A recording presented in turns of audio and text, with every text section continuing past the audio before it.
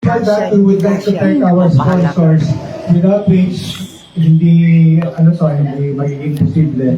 So, thank you very much sa Philippine Charity Sweepstakes Office or PCSO, Office of the Manila Mayor Isko Moreno, and Philippine Gaming and Amusement Corporation or PAGCOR.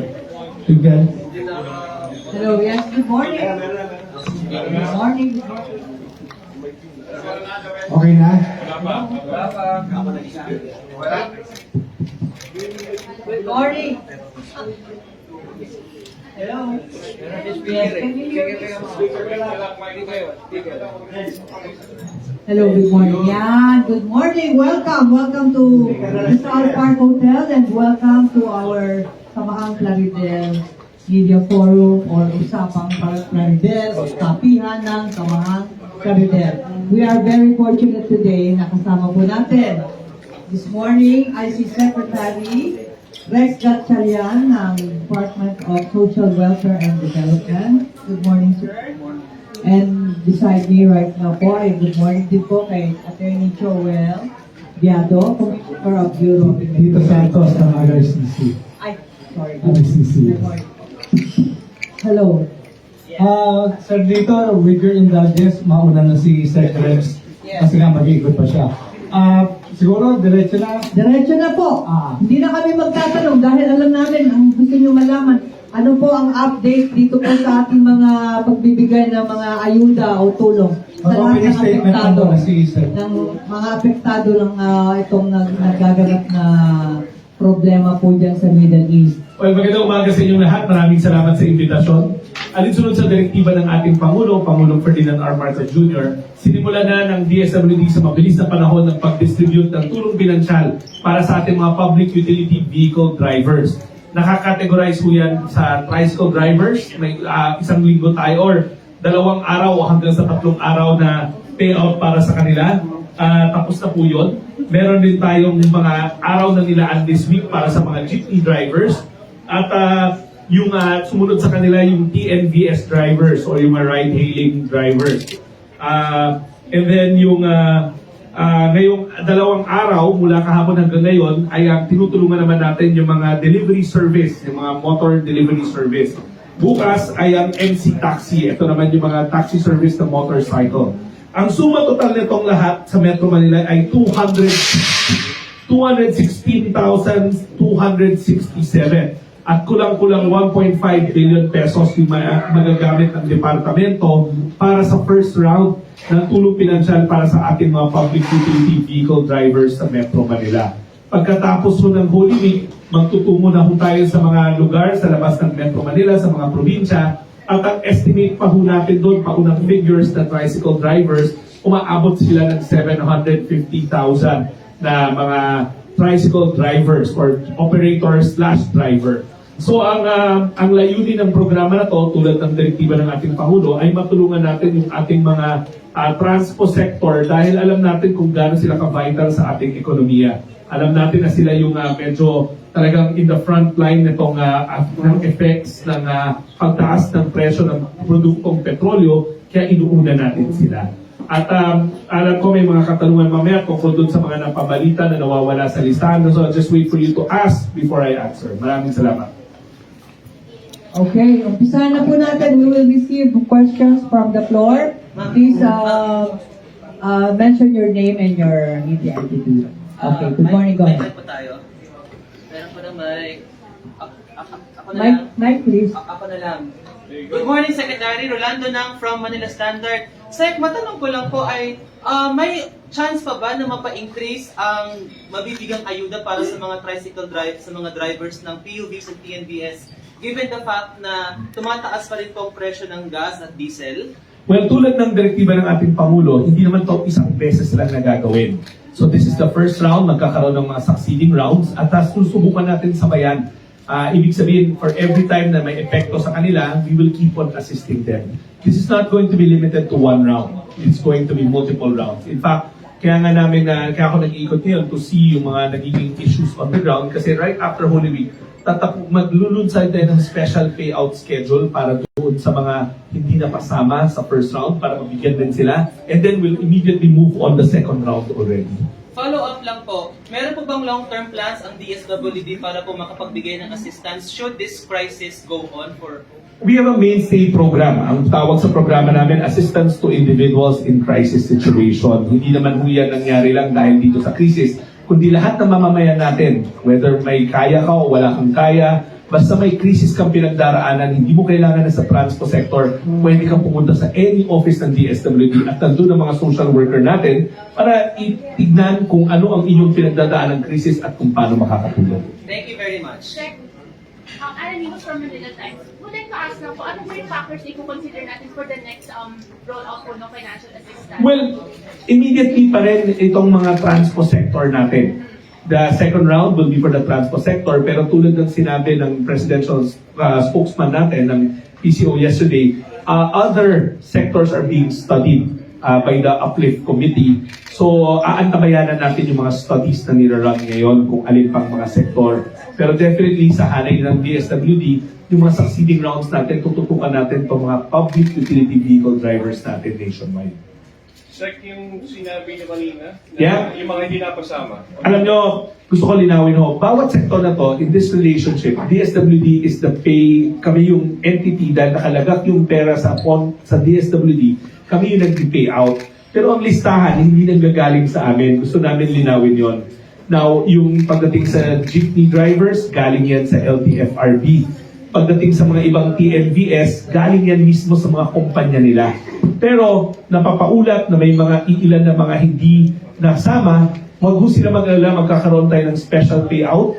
Ibig sabihin, panibagong petsa para maisama sila. So as we speak right now, kino-consolidate na ho natin yung mga listahan ng mga nawawala. Halimbawa, kahapon, tinipon ko na personally yung mga TNVS operators. TNC ang tawag sa kanila. Yan yung mga Grab, Lalamove, InDrive, whatever it is. At inusisa natin, bakit yung listahan na ibinigay nila, may mga kulang. Kasi dinadagsa kami sa payout center, pero wala naman dun sa listahan. Pero yung listahan, nanggaling rin sa kumpanya mismo. So may mga natuklasan kami dun na very interesting. For instance, dun sa mga TNVS, yung mga sasakyan, yung Grab car, yung mga ganyan nun, ang lumalabas, na marami silang tinatawag na tempo drivers or temporary drivers. Ito yung mga drivers na naka-onboard sa system nila, pero walang mga CPC or mga provisional authority na hindi naman legit. Pero in-onboard pa rin ng Grab. Kaya tuloy itong mga drivers na to, and I'll name check it, it was Grab particularly. Sa InMove, if I'm not mistaken. Move it. Ang nangyari, pero Grab in particular, ang dami na sa system nila, pero pinili lang nila yung ipapadala sa amin kasi ayaw nila malaman ata ng gobyerno na meron silang mga in-onboard na mga temporary drivers. Pero kawawa naman itong mga drivers na to. So ang sinabi na lang namin sa Grab at sa iba pang mga TNC kahapon, without prejudice, hindi naman kami ang regulatory authority nila, kami humanitarian, ibigay nila yung kompletong listahan, huwag nila salain, ibigay lang nila ng buo, kami ang bahalang tumulong sa mga drivers nila. Pero do you think nasusundin nila yun? Well, nandun yung LTFRB kahapon, alam ko yung point mo, hindi naman kami ang regulatory nila, so bakit sila matatakot sa DSWD? Nakaupo naman sa meeting nila kahapon yung LTFRB. And nag-usap kami ni Secretary Banoy at ni LTFRB Chair na talagang kailangan pipigay natin itong mga TNC na ibigay yung mga drivers nila. Now is not the time to play games. Nangangailangan ng kanilang mga driver. In-onboard nila yung mga driver na yan. Naglilingkod yung mga driver na yan. At alinsunod sa utos ng ating Pangulo, walang driver o super ang dapat maiwanan. Kaya talagang pipigain namin sila. Ako, you have my commitment. Hindi ko sila tatantanan hanggang makuha ko yung buong listahan. Meron pa ba tayong enough funds? Yes, as earlier said, ang assistance to individuals in crisis situation na pondo is around 60 billion annually this year. 30 billion for the first half naka-earmark para dito sa programa na to. So handa tayo na tulungan ang ating mga transport drivers. The money is there. Ang importante lang sa amin, ma-perfect namin itong listahan na to. At ginagawa na namin ang lahat ng hakbang. Na-focus ako sa TNVS. Sorry, nakalimutan ko i-address yung jeepney drivers. Ang plano namin next week ng LTFRB, may mga joint health teams na pupunta sa mga local government units para upuan one by one yung mga jeepney operator and driver association para makita sino pa sa mga hanay nila ang hindi napapasama sa payout. Sorry, one more question po. Ano pong message niyo po sa mga jeepney drivers na nagsa-strike pa rin po ngayon at may gagawing protesta mamaya sa may rotonda? Ako, I'd rather focus on dun sa tulong. Alinsunod sa direktiba ng ating Pangulong Ferdinand R. Marcos Jr., lahat ng transport sector na drivers na public utility, lalo na yung ating backbone, yung mga jeepney drivers, naririnig namin kayo na uunawaan namin ang nangyayari sa inyo. Kaya tuloy-tuloy ang magiging tulong sa inyo. Hindi mo kami titigil dahil yan ang direktiba at direksyon ng ating Pangulo. Sek, so far, ilan na yung nabigyan natin ng ayuda? Tsaka ilan pa yung hindi natin nabigyan? Tumatakbo pa kasi. As we speak right now, I came from a payout site, so I cannot give you the actual details. But if you want lang, pero it will be partial eh. On an average of that 200 that I mentioned, every day we are averaging around 80% payout rate. So kunin mo na lang yung average ng 80% ng 200 plus na binanggit ko. Yun yung lumalabas at pumupunta at kinukuha yung ayuda. Secretary, ano yung pinaka-challenge natin everyday? The listing. Kasi nga, tulad ng sinabi ko, bawat sektor may peculiarity siya eh. Marami nagsasabi, bakit ba hindi na-perfect yung list na yan? Hayaan yung isa-isahin natin. Ha? Sa hanay ng tricycle drivers at jeepney operators, remember, naging mayor ako. Yung operator, minsan hindi naman siya ang driver. So, ang gagawin niya, kukuha siya na magbaboundary. Minsan, isa lang yung magbaboundary, i-declare niya. And hindi na sila magkasundo, pinalitan niya. Hindi na ng operator ina-update yung listahan. So, ang nasa listahan pa rin ng gobyerno, yung dating driver. O may ibang pang case. Dalawa na ang kinuha niyang driver para ma-maximize. Isa pa rin lang ang dinideclare niya. So sana maunawaan natin na talagang hindi na-update yung listahan, hindi dahil ayaw ng LTFRB update, pero minsan yung mga operators natin, both for tricycle or jeep, in the case of the tricycle sa LGU, hindi na-update ng operator mismo yung operating details niya. Pero, we're almost there, at ang maganda nito, pag napulito na natin tong listing ng first round, the next round, nandun na sila lahat paulit-ulit. Ito na lang eh, yung sa TNVS. You'd like to see, galing na yung listahan sa mga kumpanya nila, sana maayos na yung listahan. Yung listahan na pinadala ng mga TNVS, kulang-kulang rin, kaya nga nagtataka kami, galing na nga sa kanila, sila na nag-submit, hindi pa rin kompleto. For whatever reason, I don't know, but clearly doon sa ride-hailing, yung sa TNVS, in particular Grab, they were obviously omitting yung mga tempo drivers na tinatawag, which is becoming a big issue. Ang quota nila, let's say, X amount of drivers, but lo and behold, ang dami pa pala nilang nakakubli na sa mata ng LTFRB colorum, pero sa mata nila, legit, kasi nasa loob ng system nila. So yung ganun ba ng mga predicament, hindi natin talaga malaman kung bakit hindi nila i-declare na lang. I'll give you a third case. Siya ay tricycle driver, pero siya rin ay nag-MC taxi. Minsan meron tayong jeepney driver na siya rin ay nag-delivery service. So syempre isang beses lang dapat siya makatanggap. Sometimes pagdating niya sa payout ng jeepney driver, nabura siya doon, yung magre-react na tayo, natural. Pero yung pala nasa next list pa siya sa MC driver. Kasi our public utility drivers are hard workers. They tend to do multiple modalities in a week. And we have to make sure that the duplicates are not happening. Or else kami naman sa DSWD ang magiging liable. So it's the listing that's becoming a challenge. Sir, may target na po ba tayong na date na next week para dun sa mga hindi pa po nakakakuha? Specifically, I cannot plot that date kasi bukas may payout pa tayo. Today may payout pa tayo. Gusto natin lahat muna matapos yung payout para makita natin sino yung hindi nasama at sino yung mga hindi nag-claim. Meron rin hindi nag-claim. Nasa listahan, pero for whatever reason, nasa hospital, nauwi ng probinsya, hindi naka-claim. So kanina may mga nakausap ko na gano'n. So hayaan nyo na tapusin muna natin yung payout all the way to Saturday before we can ascertain the next steps natin. And in the case of our jeepney drivers, ang pangako ko sa kanila, nakipag-usap ko sa mga association nila, pupunta na kami sa mga LGU kasama ng LTFRB, kakausapin sila isa-isa para masigurado natin na pag maglunsad na tayo ng payout na panibago, na special payout for them, nandun na lahat. Ayaw na namin yung frustrating na may second payout na wala pa rin sila. We need to painstakingly go through it one by one. Sir, good morning. Kanina bumabagsak yung burden ng paglilinis nitong listahan natin. There are 3 layers in the sense na dapat yung mga kumpanya bago sila magpadala sa amin, linisin na nila. Pero in the case of Grab, they overly pleaded na a big chunk of their drivers disappeared. Pagdating sa LTFRB, sila kasi ang gatekeeper.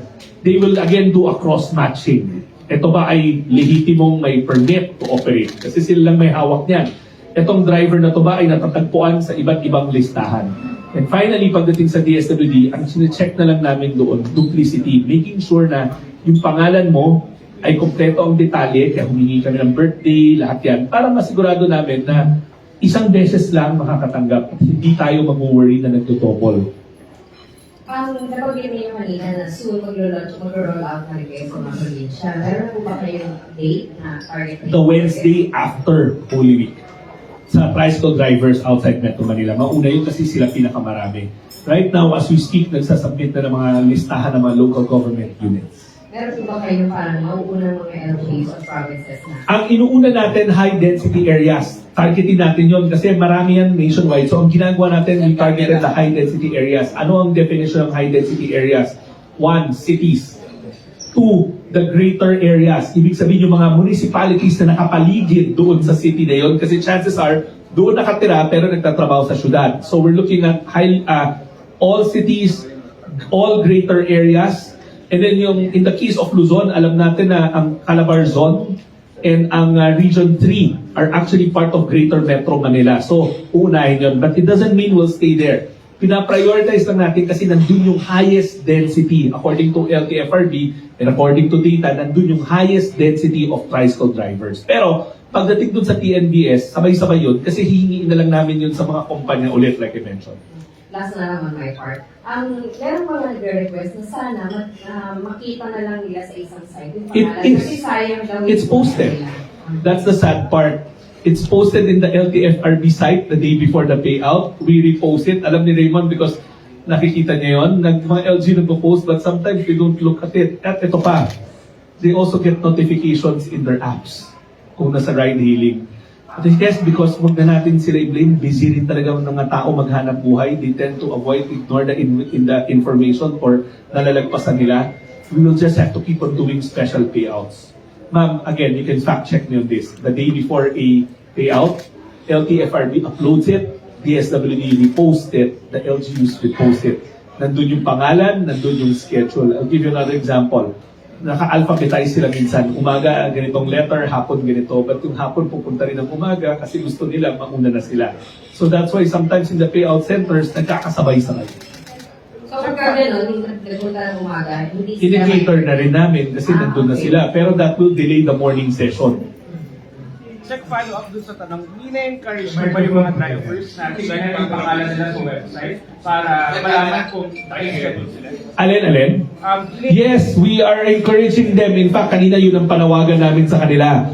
Tignan nyo ho ang webpage, ang social media account and webpage ng LTFRB, pati na rin ng DSWD kasi the day before pa lang, doon na namin pinapost yung mga pangalan. And we do this for transparency purposes also. Para lahat kayo nakikita nyo sino ang binibigyan at anong sektor sila napapabilang. Sir, ano pong mensahe po ng DSWD? Sinasabi po na nag-request po yung mga jeepney driver na sana idaan na lang po sa online like Gcash. Bigyan kita ng very good question. Alam nyo, dahil hindi updated yung mga listahan, I can easily get those lists and then i-credit namin and then makakarinig kami na nag-credit kami sa patay na, sa hindi na driver, sa nag-OFW na. That's why COA is very strict with us na kailangan may verification, makita namin yung tao. So ngayon, pag may magsabi sa akin, nagbabayad, nagbibigay ng tulong pinansyal ang DSWD sa mga ghost drivers, I will tell you right now, hindi yan nangyayari dahil personal pumupunta sa harapan ng empleyado namin at tinitignan namin. Second, ayaw rin namin yung cases na nangyari tulad nung sa social amelioration, ang tandaan nyo before us, niload sa mga cellphone, pero yung pala yung mga cellphone numbers luma. So natulog yung mga pera sa mga blank accounts. There are COA findings there. I'm not saying we're not pursuing the digital track dahil yan ang gusto ng Pangulo, but allow us first to perfect the list so that before we move to that side. Kasi ang danger ngayon, the lists are being created. Tignan nyo, hiningi na nga namin sa kumpanya mismo, yung kumpanya mismo, kulang-kulang rin yung listahan na binigay. So can you imagine the scenario na may mga ibang makakatanggap, tapos iba hindi iisipin nila, we're doing it clandestine, hindi kami public and forthright with it. This stage is happening because we want them to physically see, ito ba ay tunay na driver? Kasi may mga lumutang na aligasyon ng isang araw na meron daw na sa listahan na hindi naman driver pero nandun. Or nag-OFW na raw, hindi na nagda-drive pero nandun. So ngayon, kaya ko sabihin sa inyo, hindi po yun kasi physical appearance po ang hinihingi ho namin. Yung mga iba namin programa like 4Ps, they're either using bulk deposit, basic deposit accounts yan, or nag-Gcash kami. Why? Because sa 4Ps yung listahan at yung beneficiary, nasuli na yun, paulit-ulit, recurring yun. Again, we're not saying no, we're just saying that we have to exercise prudence in making sure na lahat ay legitimate at lahat ay totoong na beneficiary. There's a validation and verification stage. Secretary po from Billionaire News Channel. Related po sa binabanggit ko regarding sa mga allegations sa mga patay ngayon. Kasi sabi ng Manibela recently, yun nga, Sabi ni Manibela sa Sport Group Manibela, may mga patay doon na lumalabas na. And bukod doon, kinag-question din nila yung mga requirements na kailangan, bakit daw hihingi pa daw yung voting precinct kung saan Hinihingi yung? voting precinct. Hindi naman kami humingi ng voting precinct. Ano po yung reaction ko doon? Mga allegations. Reaction, first of all, nagpapasalamat kami sa kanyang katanungan, pero yung data po niya na presenta kahapon ay mali. 19,000 na jeepney drivers sa Metro Manila ang napaglingkuran na last 2 days ago. At patuloy ka naming dadagdagan yan as we get more from the independent JODAS right now. Pangalawa, hindi namin ever hiningi ang voting precinct. Never. Ang hinihingi lang namin are basic information. Your name as it appears in the driver's license, together with your birthday and your address. Bakit namin ginagawa yon? To avoid duplications. Kasi may mga tao na parehas ang pangalan, we need to be able to make sure na pag tinakbo namin yung deduplication process namin, nasasalang namin na mabuti. Last follow-up na po doon. Sabi din kasi nila, bakit daw nagpo-focus lang yung government sa ayuda? Parang dinidikit nila sa allegations din ng corruption. Kaya ayuda daw yung parang priority ngayon ng government. Ano pong reaction yun? Ang pangalan po ng departamento namin, Department of Social Welfare and Development. Social welfare means sa oras ng kagipitan, sa oras ng krisis, yung gobyerno mo dapat nandun. Every government, whether US ka, whether Europe ka, which are the largest social welfare states, the state's responsibility ay social protection. Protektahan ang vulnerable, protektahan ang mga nasa krisis. I see nothing wrong with government stepping in and your taxes being used for social welfare dahil kailangan nyo. Itong ayuda na to, hindi naman galing sa amin to, galing to sa inyo. This is your money and you need your money right now dahil naiipit tayo dito sa taas ng presyo ng bilihin. Ulitin ko, my message to him is our department's name is Department of Social Welfare and Development. So doon pa lang sa pangalan, sa mandato namin sa ganitong mga panahon, dapat nakakatulong kami. Hello, sir. I just have a question po. I'm sure nakikita niyo po online yung mga pinagagano'n yung mga nagiging po sa mga napulipila. Are we looking into recalibrating the system or perhaps to ensure that you don't have to line up for that long to receive the financial assistance? I think I've already answered it a while ago. The answer of the reporter ahead. Yeah. Again, the process is there. The systems are there. But we require kasi the physical appearance kasi nga nag-worry kami that the lists are not updated. We don't want to be, ayaw namin ma-allege na meron kaming mga binigyan ng ayuda na OFW, wala na dito. Ayaw namin na ma-allege na may namatay na pero nag-credit pa rin kami. This step is the validation step. We need to see the person together with your driver's license. We check so many things. Like may nakikita kami doon na koloro pala expired na yung license pero namamasada pa. So this first round is all about validating the list that are being submitted to us from various sources. But it does not preclude the exploring of other ways to speed things up. If you look at the Uplift Committee mandate to DSWD, ang nakalagay doon is for us to expedite the release of AICs. But we need to make sure first that our lists are up to date, clean. Importante yung word na clean And we have to make sure na talagang yung binibigyan namin ay talagang mga tao o individual na karapat-dapat. But again, we are also exploring other means to make sure na mapabilis to, and we are not excluding the platform, the digital platforms. Pero what's there to give sa digital platforms if the lists are not accurate? Di ba? Mas grabe pang magiging allegation sa akin na we are paying people who are not alive, who are not drivers, di ba? So we need to see muna kung ikaw ay lehitimo na driver, ikaw ba ay totoong individual, so that we can avoid the allegations of corruption. Last question, kasi may mga guest pa tayo.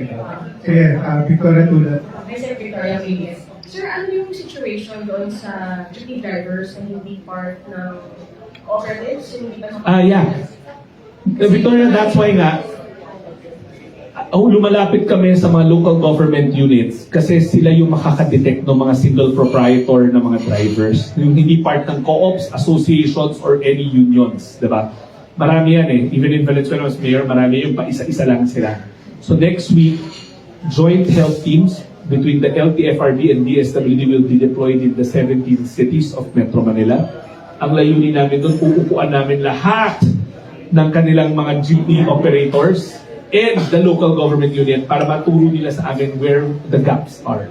And it's a joint team na. Sabay na yung LTFRB at DSWD na pupunta. Last, sir, so you're looking for more understanding from the drivers considering yung challenge sa lists? Again, whenever there are people who are excluded, kapag may mga tsuper na wala sa listahan, kapag may mga tsuper na dapat nakatanggap pero hindi nila natanggap dahil kulang sa informasyon, then humihingi ho ako ng pasensya. Even if the list is not coming from DSWD but it's coming from different sources like LTFRB, I take it upon myself to ask for patience, understanding, at higit sa lahat humihiling ho ako ng paumanhin. One driver not being in the list, one legitimate driver not being in the list is one too many drivers in my book. So ako na ho ang sa ngalan na rin ng LTFRB, ako na po ang hihingi ng paumanhin. We are working on different modalities to perfect those lists para masigurado natin na the next time we go back on special payouts, kasama na sila. But one thing I will not ask for, pasensya for, is yung mga private sector companies. Sila na nagbigay ng listahan ng mga driver nila, kulang-kulang pa rin. I surely will not ask for indulgence doon because I would like to state that the drivers should take it up and blame their companies, yung mga TNC nila. Kasi you were given the authority to already nominate and endorse your drivers, hindi nyo pa rin in-endorse.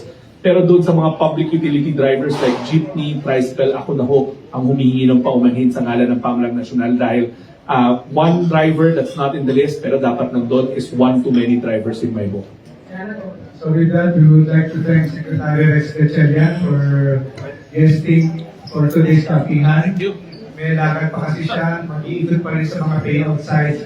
May press conference sa Monday, joint press conference ng ni Secretary Gatchalian at DOTR Secretary Banoy, Giovanni Lopez, sa DSWD. Kaya yung mga reporters na hindi nakapagtanong, pwede kayo magtanong.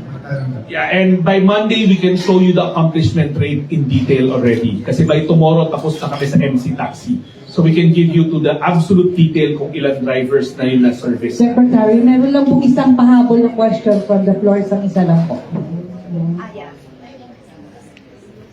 May last question na sa private sector. Good morning po, Marcia Sadicon from the Coalition of License Recruitment Agencies. Nakakagalak naman po yung inyong sinasabing programa na ito. Tanong ko lang po, how would the OFW spouses who are not registered sa tulad ng transport group, kumbaga individual yung asawa nila, ang trabaho, nagka-tricycle driver, nag-i-school bus driver, are they qualified to receive this? Madam, you have to qualify po. So, ibig sabihin, namamasada sila. Opo. Pero hindi sila, wala silang, Ma'am, hindi naman sa probinsya, parang, Madam, actually, we have to work with license eh. Hindi ho. Kasi paliwanag lang ho pag lumabas ka, and I'm speaking as mayor now, pag lumabas ka, namasada ka, nag-pick up ka, at wala kang lisensya, kulurong po tayo. Hindi ho pwede yun. Hindi ho pwede yun. To begin with, wag ko tayo dapat mamasada. Kasi pag may mangyari ho sa pasahero nyo, napakalaking liability po nun. Pero, for our OFW spouses, meron ho tayong integration plan naman talaga in assistance plan. Ang DMW nag-endorse po sa DSWD para maka-avail ng assistance to individuals in crisis situation fund or sa Sustainable Livelihood Program namin. So may referral pathway ho. Ang DMW, pagka sa opinion nila, kailangan pa ng karagdagang tulong, pinadadala ho nila sa amin. Thank you. Sige, Thank you. Thank you, thank you. Thank you, Secretary.